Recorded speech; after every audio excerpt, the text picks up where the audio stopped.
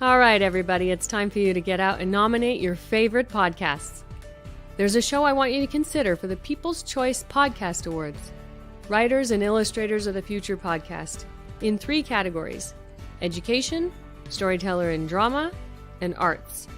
For 5 years and with over 280 weekly episodes and 64 million plus downloads, the Writers and Illustrators of the Future podcast has provided advice and tips from international best-selling authors, world-class artists, contest judges and winners, and industry professionals. It is based on the world-famous Writers of the Future contest created in 1983 by L. Ron Hubbard to help the aspiring writer and artist no matter their age, race, ethnicity, or gender. It is dedicated to the future of storytelling and art by showing that it is never too late to start, and those who make it are those who never give up. We are all busy, but I'd be so grateful if you could take a moment and vote now.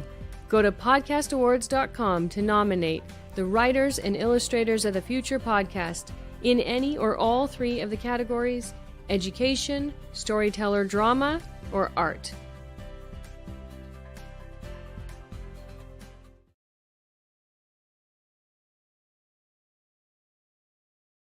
News on the flip side. It's time for you to get out and nominate your favorite podcast. There's an amazing show I want you to consider for the People's Choice Podcast Awards. The News on the Flip Side, in the category of politics and news. News on the Flip Side is a much different news and political program, which is not deemed as opinion news. Listen as anchor host Joe Montaldo brings you just the facts from trusted sources, which will allow you, the people, to make up your own minds on the various stories being reported on. Go to podcastawards.com to nominate the News on the Flip Side in the category of news and politics. That's podcastawards.com. Please take a moment and vote now.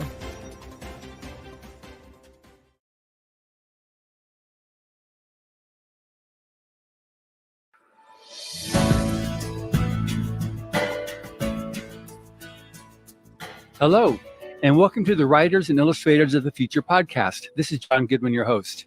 This podcast is dedicated to the aspiring writer and artist and will provide inspiration and tips from top professionals in the field. If you've been listening to this podcast or are new to it, I thank you very much. I would also appreciate if you took a moment to follow on whatever platform you use to listen to your podcasts. Writers of the Future is one of the longest running writing competitions in the world, now celebrating 4 decades of providing a helping hand as initially conceived by L. Ron Hubbard. I also want to let you know that the Writers of the Future volumes are available in bookstores throughout the US, Canada, the UK, South Africa, and Australia, as well as all throughout major online retailers around the world. I'm here today at the Writers and Illustrators of the Future workshop in Hollywood, where winners from year 40 are here to unhinge their jaws and open wide as that famous fire hose of information is shot down their throats. One such author, a veritable fire hydrant unto himself, is Orson Scott Card, called Scott by his friends.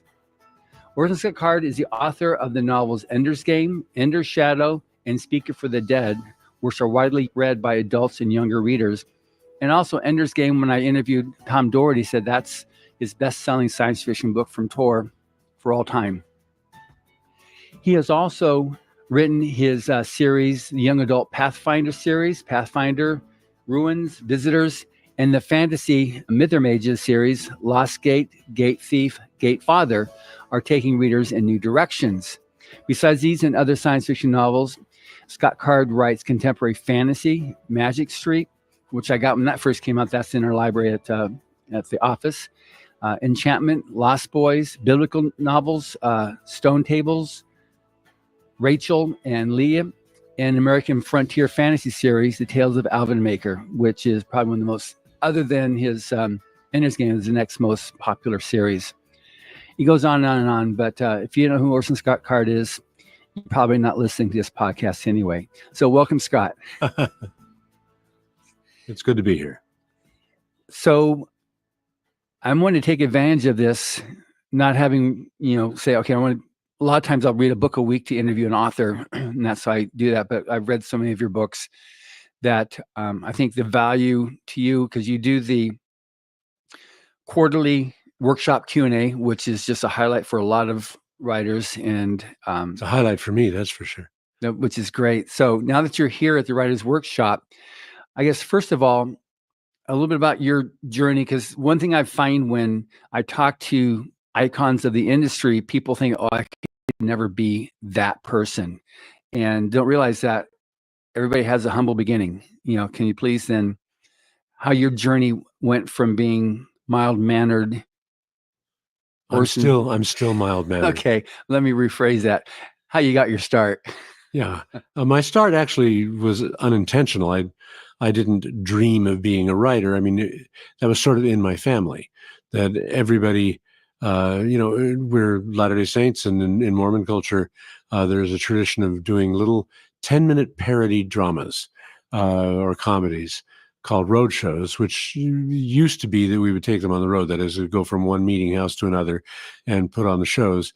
But that tradition is sort of amateur playwriting, amateur musicals. And my parents had written some. They would talk about the ones they had done in the past. And so when I came of age, I started writing things like that too. School assembly, things. Writing was just something that we did. Cards, write, and that's fine. But it was not a career choice.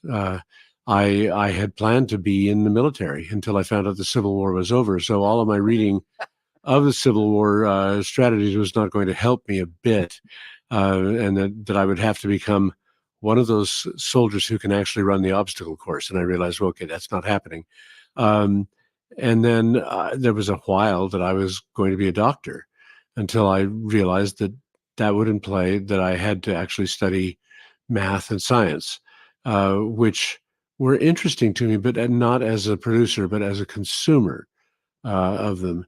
And so what happened is I got to university as a archaeology major, and I was at Brigham Young, and that archaeology there meant probably working in Mesoamerican or American, North American archaeology. And I discovered in the first 3 weeks that was not going to happen, that I was not interested enough in the things you have to know to be an archaeologist. Plus, I actually realized from all of my reading of what archaeologists had done, I recognized that I didn't want to do archaeology. I wanted to read about people doing it, because every part of doing it involved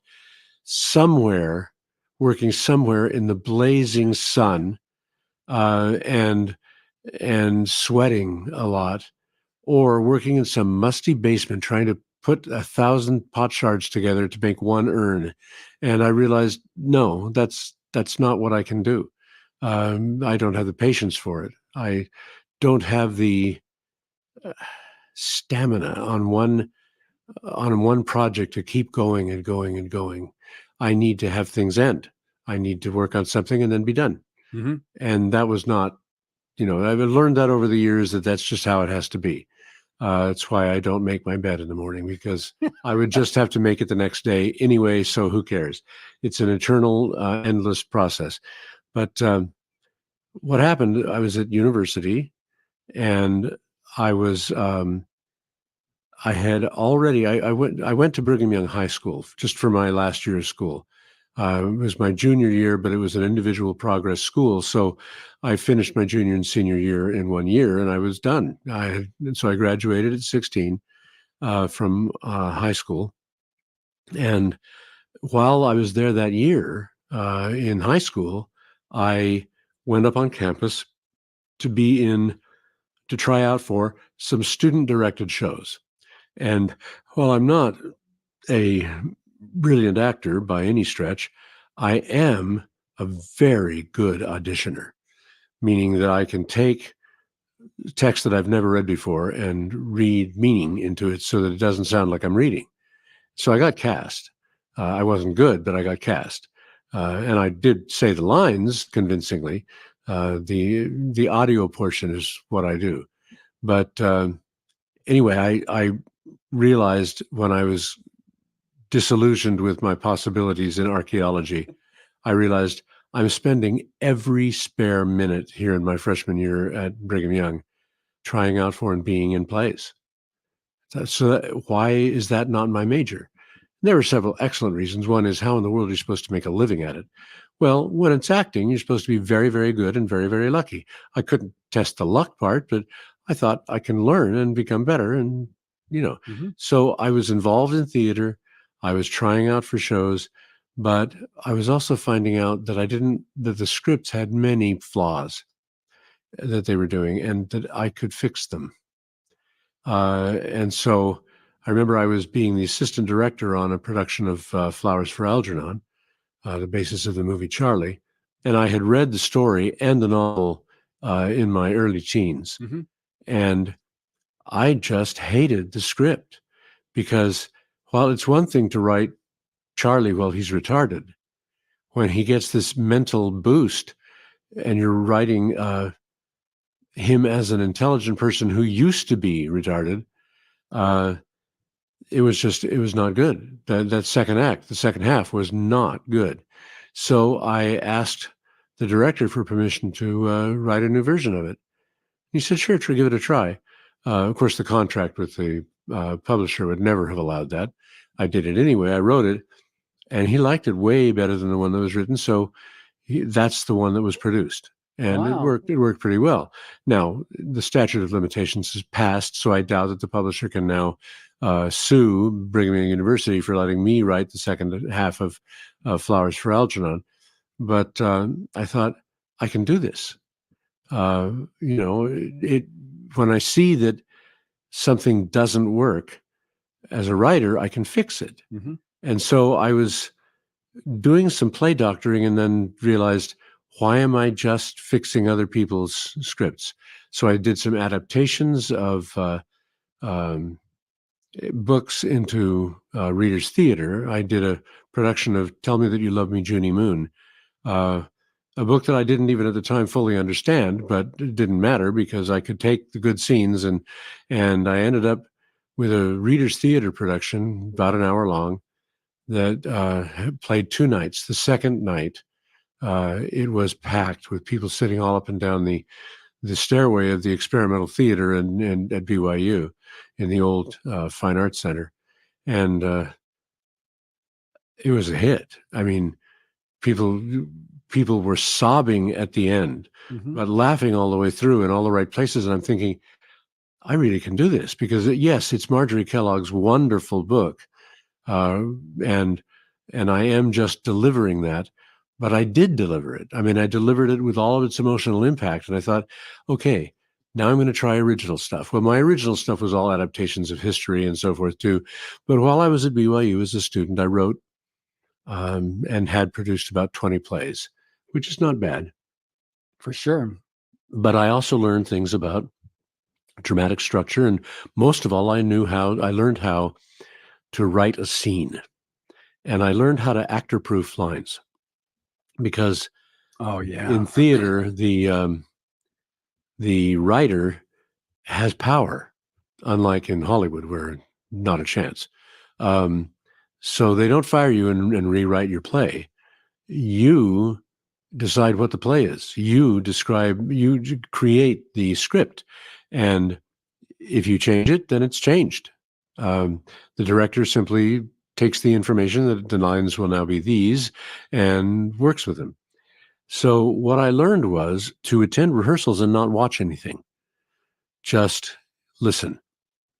Because what I would find is that if there is a way to misinterpret a line so that it makes no sense whatsoever, actors will find that way.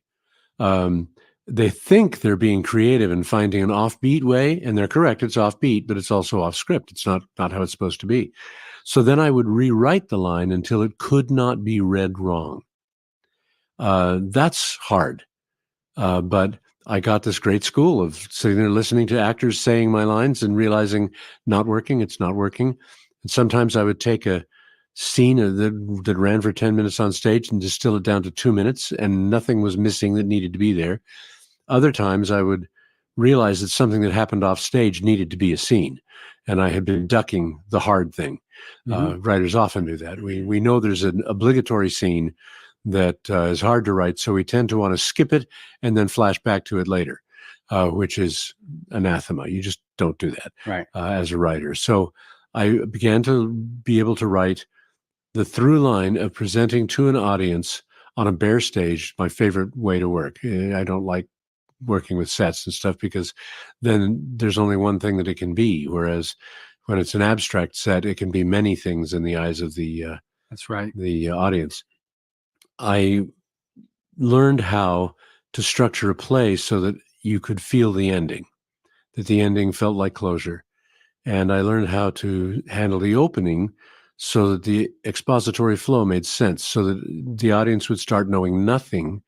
And the dialogue in the first scene would reveal enough information without the embarrassing scene between the servants going, well, as you know, our master so-and-so, it's not that's not a good way to do it, but to handle exposition through the dialogue, through the scenes, through what people say, and yet have each scene still have its own rising and falling action and its own tension. So I didn't become a brilliant playwright. I became an adequate playwright. But in Mormon culture, to have somebody writing plays, adequate plays about our scripture, our people, our history, our present day circumstances, made me a successful, not financially, a successful playwright in the Wasatch Front of Utah.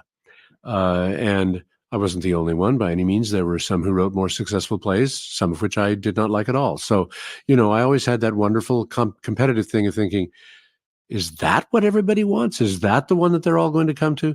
But then again, people don't usually go to plays. But at that time, we did get large audiences for our plays. And while I was a missionary for the Mormon Church, I wrote a play about Moses called Stone Tables. You mentioned the title. I turned it into a novel many years later, but while I was gone, while I was in Brazil, it got put on at BYU and was a smash hit. It was held over for a couple of weeks, which doesn't happen in academic theater because there was so much demand for tickets. And I was thrilled to hear about that, but I never saw that production. Wow. I heard it. They made a tape, and I knew the actors because it was all my friends from before my mission. So, but it was a good production directed by the faculty member who had most sponsored me as a writer, which was really helpful because he was also the best director on the faculty. So I was now a playwright. I remember on a different faculty member, I was riding on the elevator with him, and he said, well, so Card, you're going to be a writer. And I said, no, I am a writer. I'd written 20 plays, for heaven's sake. How was I not yet a writer? Just because I wasn't getting paid for it didn't mean anything. I was writing plays. They were getting produced. Actors were saying my lines. So I said that to him, not to be offensive or even to be offended, just to say, no, you misunderstood. What I'm doing right now is real. And he sort of forced me to realize that. Later, I happened to walk in on his teaching of a very large introduction to theater course, and he saw me walk in at the top of the theater, very steep theater, and so he knew that I was there when he said, "So many of you are going to end up being in theater, doing many different jobs, except for Orson Scott Card, who already is a writer." Oh, he hated that. He hated that. Because in a way, I was denying the efficacy of what the faculty did. Yeah. Is that room? Because I was a guest instructor at BYU when Brandon was teaching, and it was like just a steeply raked. Yeah, steeply raked. And then he had a stage at the bottom where he would instruct from, and there was a chalkboard or a whiteboard or something behind him. Now, there is also a lecture hall, a recital theater that also describes. And the whiteboard suggests it was the lecture theater. Okay. Because the experimental theater had a stage with a lift, and we were talking about a major stage setup. It was smallish, but very conducive to intimate plays. And so that was all I was planning to do, except I thought, well, I ought to try at least a couple of writing courses. I had never taken an English course at the university because I tested out at freshman comp. I was a better writer than I needed to be, and I understood grammar really well. Mm-hmm. So there was nothing that they felt they needed to teach me. So I tested out of freshman comp, and then never took a literature course, but I started taking some writing courses and trying to write prose. And I remember one experience, Richard Craycroft was my teacher, wonderful teacher, good man, became a friend later. But I wrote a story and he gave it a C. I don't get C's. I was still very proud of the fact that I they abolished the post of valedictorian the last year because I was going to be it, because the school was going to be closed. And I was an interloper who had just moved in that year and had not gone through 12 years of Brigham Young High School or Brigham Young Academy. And so I missed out on being valedictorian because, not malice, just they wanted to have one of their own, and I wasn't, which is fine, Sure. But I knew that I knew what I was doing academically, and I knew that my story did not deserve a mere C. But there's no point arguing grades on a subjective matter like the quality Sure. of a story. But one of the things he did in class was make us read our stories aloud. So he had read it, he had graded it, and then I stood at a lectern in the classroom, regular flat classroom, and read my story aloud. And he changed the grade to an A without my asking. And his explanation was, I didn't know how to read it until you read it to me. And that was the beginning of my faith in audiobooks. By the way, I think that that's the best way to experience literature, with a good reader. Mm-hmm. I realized that what was missing was somehow I needed to give the solo silent reader the experience of the play that I was writing, because I realized that my fiction, when I tried it, was really a play with viewpoint brought in to serve the function that stage directions serve. Right. So I was still a playwright, and I thought, and it works. He changed my grade to an A because it works. Mm-hmm. So then I began to write other fiction, and I was practical. I thought, if I'm going to write fiction, I should write something that might make some money. And at the time, the short fiction market was some really well-paying ones like Redbook and Playboy and so forth. But I would be competing with John Updike, or, I didn't think I was going to do that. And I didn't like that kind of fiction. I didn't like Updike's writing. So if that's what they wanted, I didn't belong there. Right. But I read quite a bit of science fiction. I had not read it that much as a child, but I'd read the standard Heinlein juveniles and so forth. And I realized science fiction has current magazines that pay enough money to be noticeable. And so if I sell to one of them, I'll get a few $100. And that's more than I'd ever gotten from writing plays. So I started to write science fiction stories. And my earliest ones were the stories that are now collected into the book called The Worthing Saga. And my mom used to call them the stories about the blue-eyed people. And that was an accurate description, but not the one I thought was dignified enough. But my mom would type my manuscripts for me because she'd done that for me as a playwright. I would write the plays by sitting there with a spiral notebook on the steps of one or another of the entrances of the Harris Fine Arts Center at BYU, and write scenes in pen or pencil while I was waiting for my dad to come pick me up, because I didn't have a driver's license. I didn't get one until I was 23, I believe. So my stuff was all in my longhand. I tried to make it legible, and my mother, the gifted, brilliant woman that she was able to decipher almost every word I wrote, and then I could fill in the bad one. Sometimes there was a word that baffled even me, and I had no idea what I had put there. My mom used to say she loved when I wrote letters to her from college, because she could read them over and over, and every time she gets something new out of it. Yeah, well, because of my penmanship. Yeah, now that's funny. But my penmanship now, of course, I'm old and my hands tremble a little, which is the thing that seems to have ended Shakespeare's career, is trembling hands, so that he could collaborate with somebody but not be the sole writer, because he could not write a steady hand that other people could read. And so now, if I had to write in longhand, song lyrics I can do, poems, hymns I can write, but anything long, just too hard for anybody to read. But my mom could type my plays.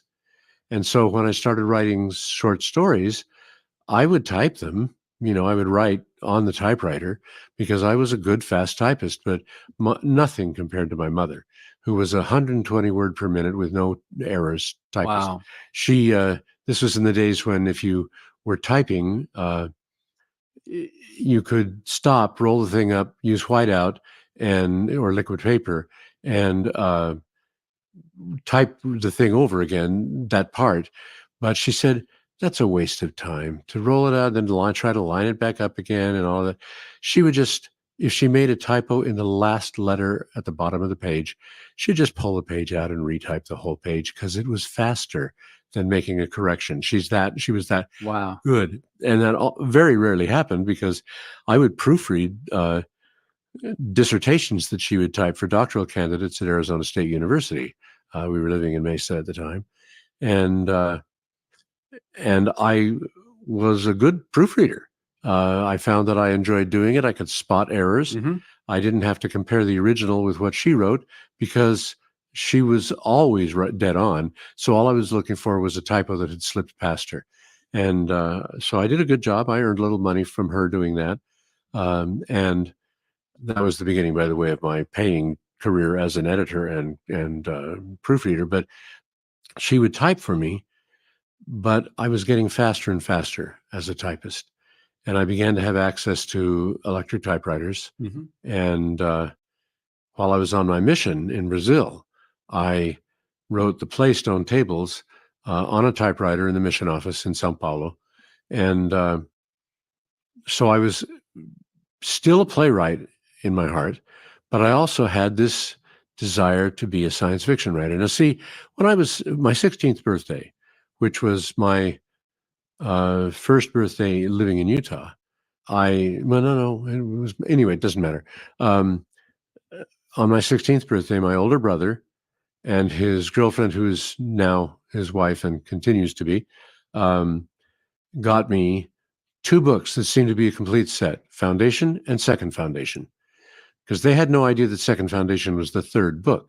So when I got to the 2nd book, it was baffling. Who is this mule guy that they're talking about? But it was Asimov. You can't find it. I'd read a lot of Heinlein and so forth, not much Asimov at all, but the clearest writer ever to write English in America.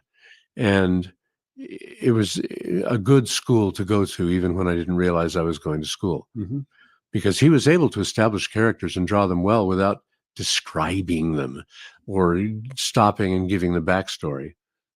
And so after reading the trilogy, Foundation trilogy, I thought, I wonder if I could write something like that.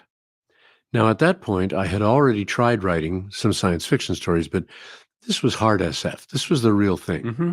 And that's not something I had tried. I'd been writing more like Zena Henderson up to that point. And so I remember making that decision at the beginning of my ride to BYU as my dad was taking me.